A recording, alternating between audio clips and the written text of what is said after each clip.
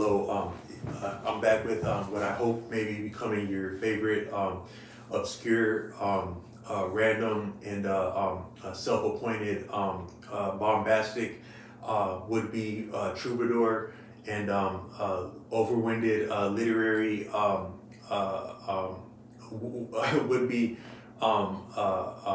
philosopher, but I with some more self-labeled insight. But I did want to come with some more bombastic, long-winded, self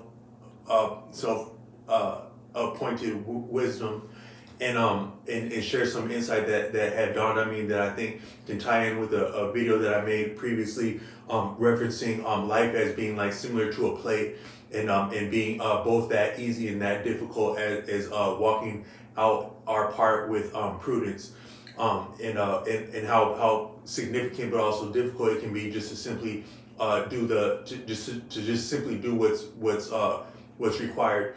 Um, uh, there, so I was saying to myself, like, a lot of times, like, when people think about like different forms of healing and therapy as it's understood in Western terms, which really a lot of Western notions of both of a human being, they're deeply steeped in materialism as it has been fashioned and proliferated from like the industrial period, and maybe feudalism before that, and then now capitalism, to where some of our, if you're familiar with like people like some of the pioneers of recent centuries who have really inspired and promulgated what has amounted to popular notions of psychology and sociology and so forth. These people were, in a certain way, from what I've read of them, they were somewhat of panderers, where they were reaching out to they were reaching out to like wealthy patrons, where on a certain sense, I think human beings may have been somewhat deprived socially in times past. If you think about what life would have been like without access to some of the communication platforms we have, and then just general human society, people were more cloistered and isolated in the past. But then they also didn't have some of the benefits of literacy, education, and then just experiencing different people and cultures, to where you could really be so isolated that you really could maybe struggle with things emotionally, and as what we would call mentally, in such a way that it was pronounced and it was visible. And then it would take someone like, in the times past, you had like the religious body, and then the order. Osho has explained that somehow the different medical professionals, especially as the mental arena goes, have replaced the religious clergy as the religious, because of the proliferation of information and trends in culture. The religious clergy doesn't have, they still have the same pull and sway, but they don't have the same aesthetic and veneer and unflinching credibility as they once had, broadly and generally speaking. To where, because we have more pluralism now, which is like different cultures and different approaches and backgrounds coming together, conflicting but also collaborating to produce a very unique yet also troubled society that is both maybe beautiful and tragic.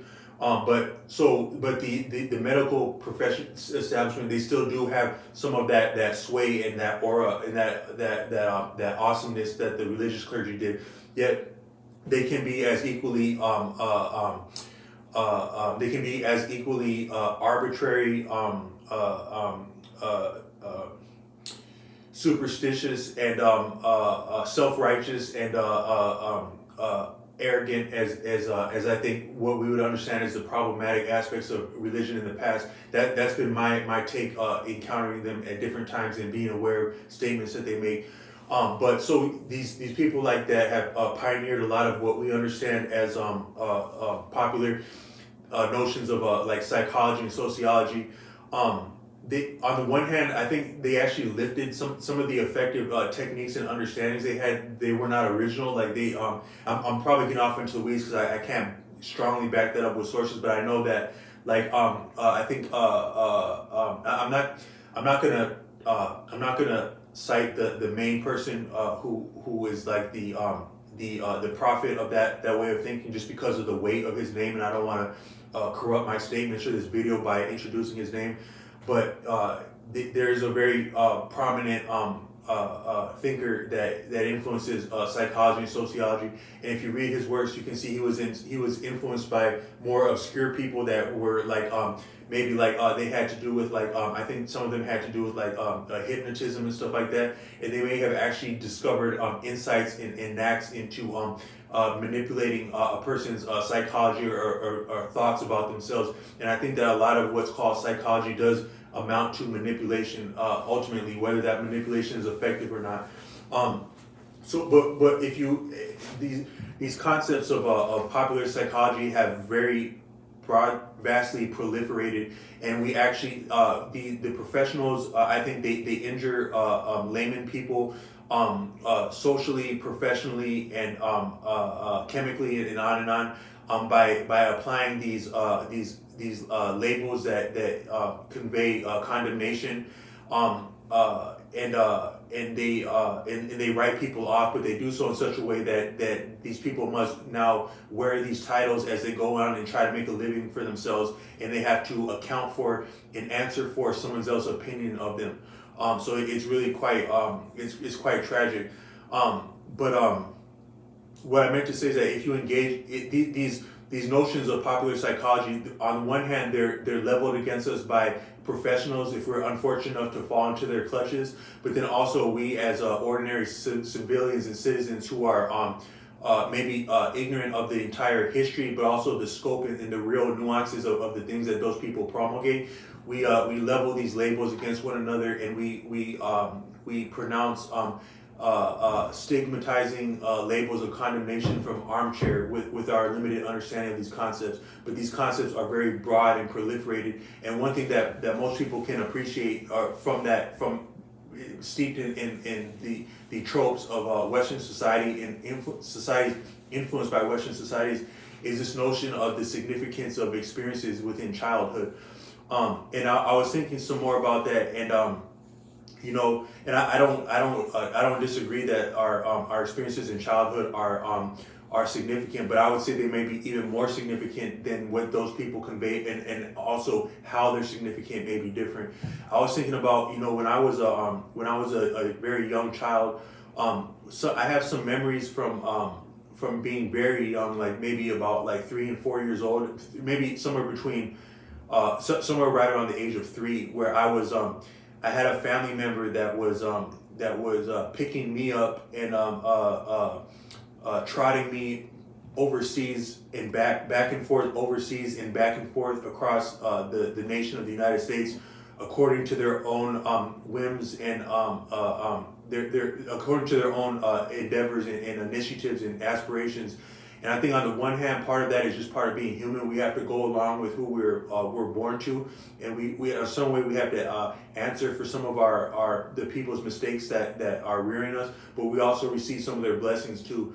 So I've been both blessed, but also challenged by some of the decisions of people who cared for me. And one of them was being taken back and forth again across great distances and uprooted as a very small child.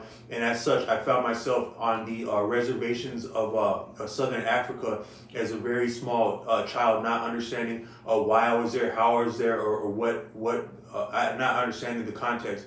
But some of these, and I say that some of these experiences they were so salient that I can vividly remember them as an adult from a very young age. And I don't know if that's actually entirely healthy, and that might be that there might have actually been a certain amount of degree of trauma. And again, to borrow one of those problematic terms that are proliferated, but the poignancy and how clear that vivid that memory is, it might have to do with how challenging that experience was for me as a child, and how maybe I shouldn't have actually been in that circumstance.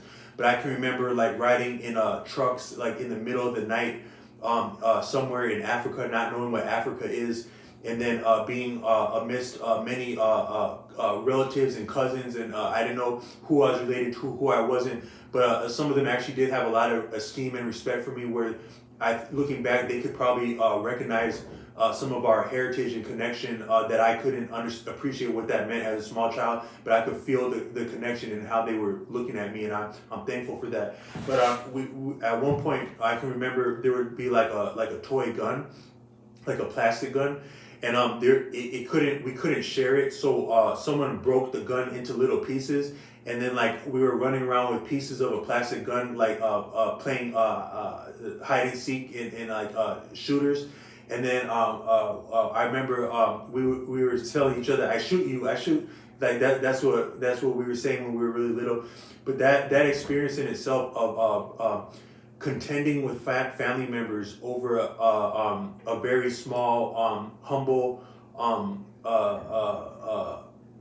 thing, something of value to us, where a toy actually does have value to a child, but yet contending over that experience, looking back at that experience, if I can look at that experience with perspective, that experience in itself, the conditions that brought me there, how I was there, as I was there, it said so much about what my life actually would become and has become. If I were to have the perspective of someone having lived for now maybe almost a couple of decades as an adult, I can see influences and forebodings within that experience that really did amount to what my destiny to this point has been and was at that point, to where what I want to say is that perhaps our salient experiences as children, but also through life, but as children, they actually factor into what our destiny is in this life, in that they are now destiny, in the fact that they have these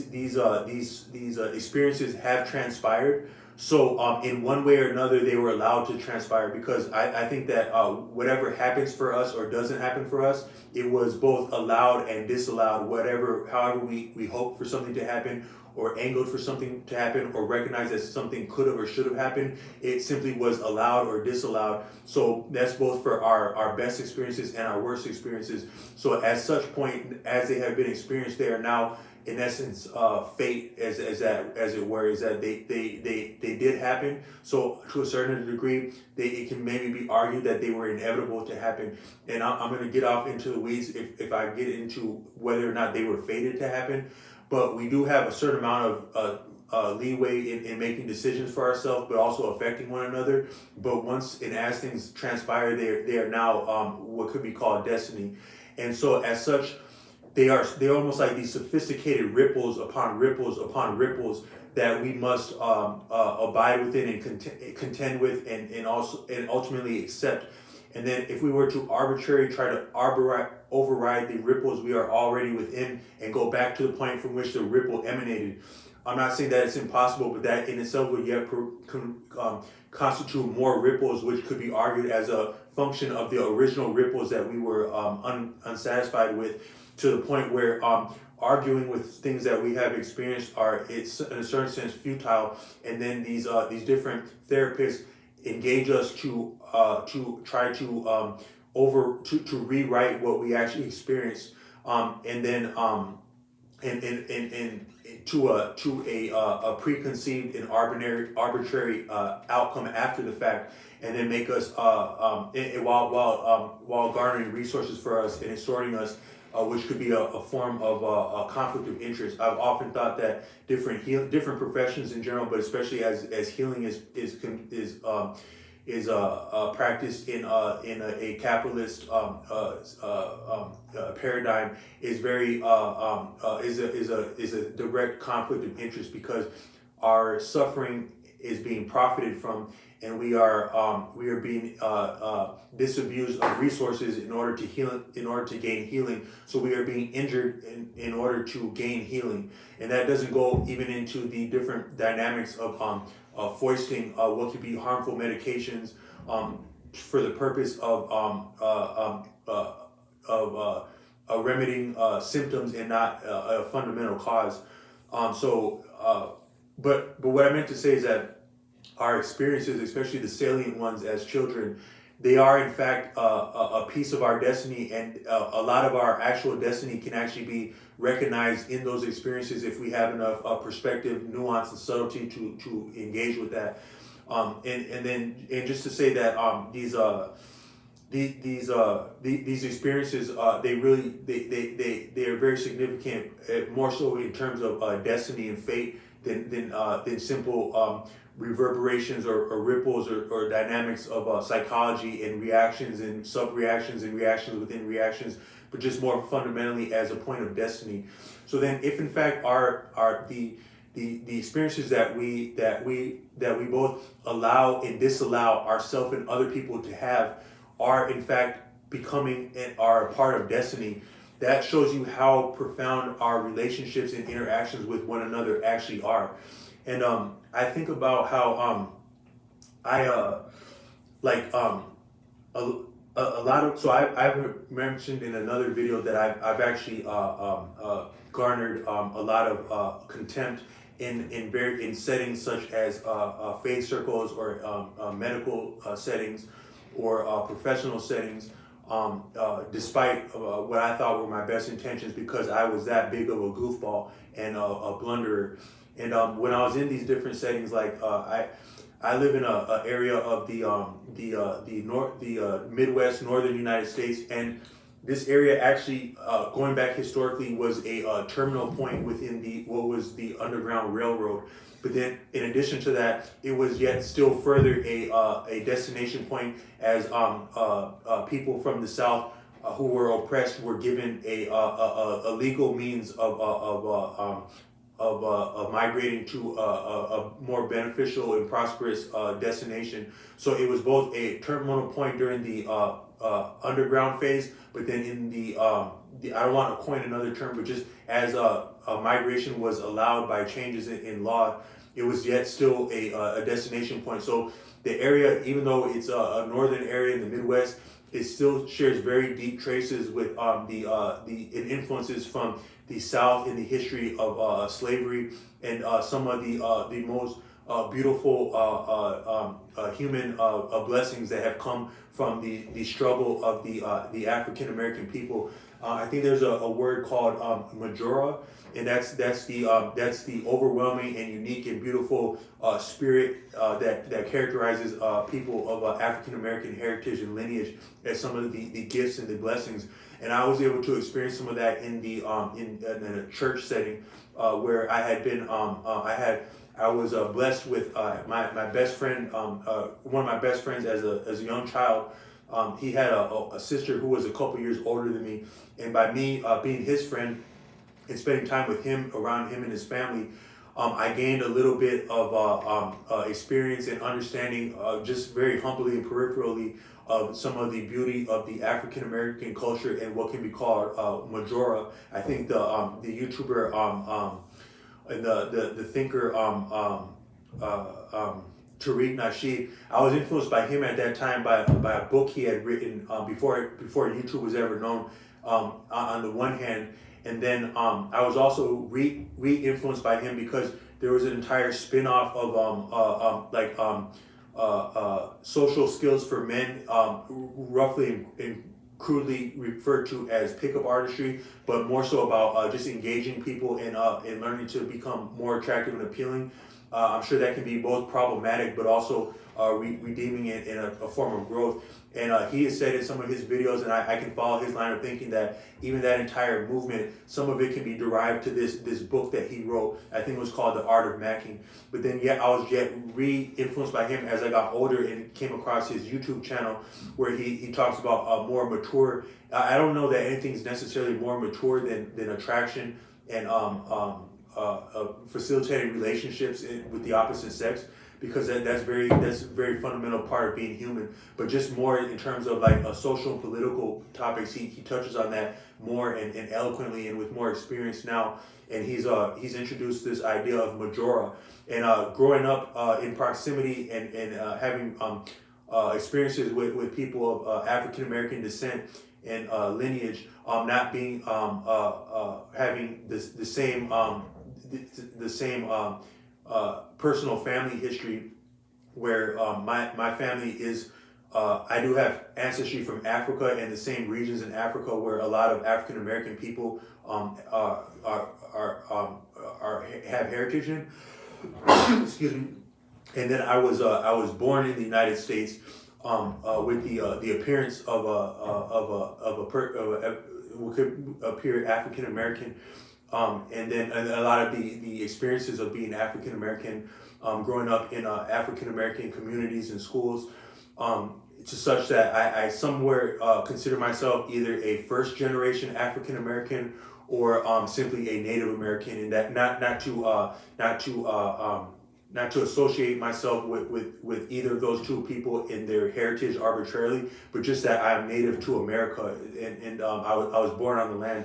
And I also think that us as human beings, we have a unique relationship to the land. Sometimes we don't appreciate the land that supports us as a benefactor and in raising us, and a influence and support in raising us, perhaps as great or greater than any adult figure that's in our life, whether related by genetically or not. The actual land that is supporting us, that is giving us the oxygen to breathe, the food to eat, all these different things. In a certain sense, we have a certain connection and heritage from whatever land supports us, and that we have existed in, and been born in and have experiences. So from that sense, I somewhat regard myself as a Native American, and somewhat beholden and, for lack of a better term, indigenous to the land from which I have been born and source my existence. So I just wanted to pay respect to America and being born native in America,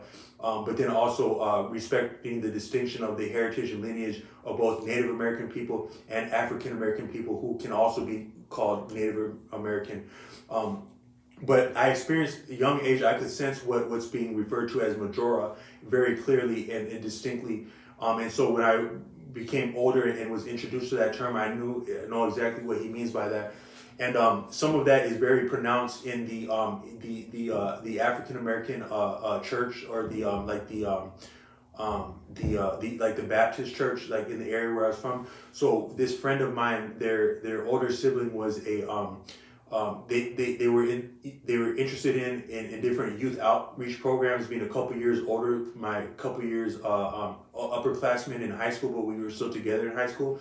And they introduced me to a rich community and circle of faith in the area where I live, and that was I believe that place was frequented and supported by actual living saints. These people, their experience, their savviness in both secular and dynamics of faith, and then just the disposition that they cultivated themselves. The author Arthur Avalon says that our disposition is one of our, if not our highest attainments as human beings. An equitable and kind disposition is very hard to. You cannot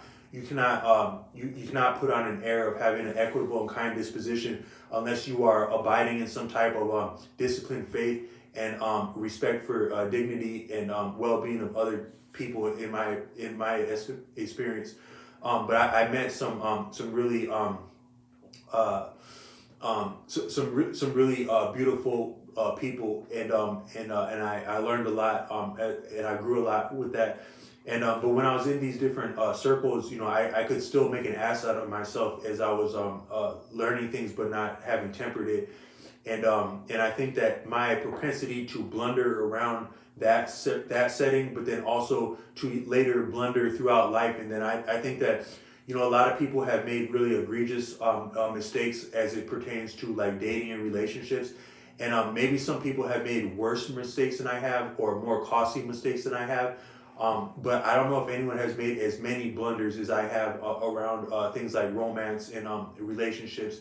Where I think Osho said that sometimes the poets are the people who are the most poetic and sometimes like artistic are actually the biggest failures when it comes to like romance and life and dating. And I can't I don't mean to to put myself in a league with great artists arbitrarily, but I would say the failure around relationships and romance is definitely there for me, and the inclination and pretension towards